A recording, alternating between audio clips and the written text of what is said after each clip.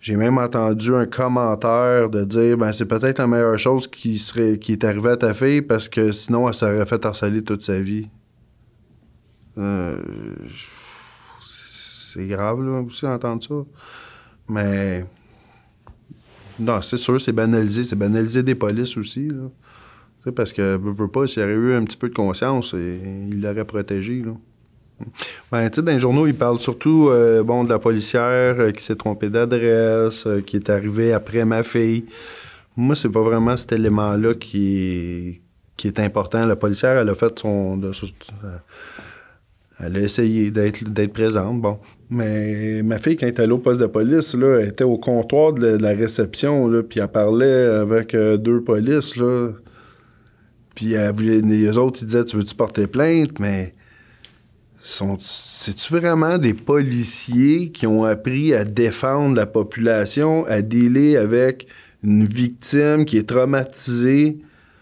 Tu sais, c'est pas vrai que ces policiers-là, ils vont dire « Ah, j'ai été formé à Nicolette 2 semaines sur la violence conjugale. » C'est pas vrai que... Tu sais, ça prendrait une intervenante un peu comme Dacavac ou quelque chose qui travaille au poste de police. Puis à chaque fois qu'il y a un cas, ils sont obligés d'avoir quelqu'un qui s'occupe de la victime, puis les deux policiers, là, avec le gun, qui s'occupent du prévenu. Tu sais, ça, c'est leur job. Mais crime, la victime, s'il aurait parlé à Daphné, quelqu'un qui savait quoi dire, qui est formé pour ça, puis il aurait dit « Regarde, Daphné, t'es mieux de porter plainte à cause, tu sais, puis on va te soutenir, c'est ça qui va arriver, c'est ça. » On peut dire « Je sais pas qu'est-ce qu'ils ont dit, là, mais c'est sûr qu'ils n'ont pas réussi à la convaincre de porter plainte. » Je pense qu'il y avait tous les motifs pour le faire.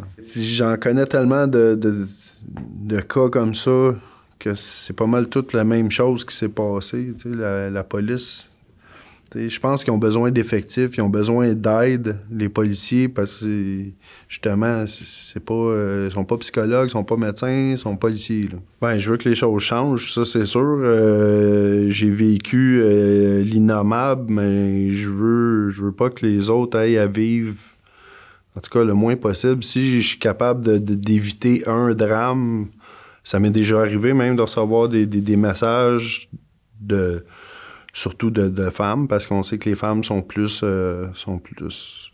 victimes souvent. Puis qui m'ont déjà dit bon, mais on t'a écouté, puis j'ai décidé de laisser mon conjoint. Pour moi, si j'aurais pas parlé, si j'aurais resté chez moi et j'aurais rien dit, ben qu'est-ce qui serait arrivé à cette personne-là, on ne sait pas, là. On dirait qu'il n'y a jamais personne qui se lève puis qui dit « Regarde, faut changer certaines lois ou on n'est pas écouté ou on se tanne, mais moi, je ne me tannerai pas, là. » Ben moi, la veille du procès, on a convoqué, moi puis la mère de Daphné au palais de justice pour rencontrer les procureurs de la Couronne. Puis ils nous ont dit qu'il y avait une entente entre la défense et la Couronne.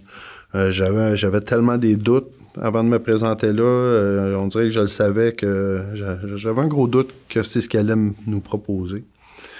Mais dans le fond, ils nous ont dit on veut voir qu'est-ce que vous en pensez. Sauf que je dis, la première chose, je leur ai demandé, je dis OK, est-ce que j'ai un mot à dire dans tout ça? Ils m'ont dit pas vraiment. Je dis pourquoi vous me demandez que j'en pense? Là, j'ai vraiment senti la rage, là. J'étais vraiment fâché là, que la Couronne fasse un deal avec le meurtrier de ma fille. Surtout que... Puis c'est même pas une histoire de 18, 20 ans, 25 ans. C'est pas ça, là. C'est bien plus sur le fait que on a un accord que c'est un meurtre non prémédité. Si ça, c'était pas un meurtre prémédité, je sais pas, c'est quoi un meurtre prémédité, là, quand le meurtrier, il envoie des textos, puis il dit, tu sais, Daphné, vous allez revoir des nouvelles, puis moi, vous allez me revoir en prison. C'est en texto, là. Tu sais, c'est déposé en preuve. Puis même lui, il raconte là, qu'il a fait un guet-apens, il a attendu Daphné, il y a un couteau. Fait que là, eux autres, ils disaient, regarde, on risque qu'il y ait 15 ans, eux autres aussi vont aller là-dessus, là, c'est 18 ans, c'est bon, c'est bon, c'est bon, c'est bon. Il a quand même assassiné ma fille. C'est comme la peine d'un crime économique. C'est à peu près ça, là, Vincent Lacroix, là, il y a eu combien de temps? Tu sais, c'est juste l'argent, là. Oui, c'est des retraites, là, mais c'est pas pareil, là. Là, il y a quasiment la même peine, là. J'en ai des amis qui ont vécu la même chose que moi, puis crème, ça sort au bout de même pas 10 ans, là. Ça a tué quelqu'un, là.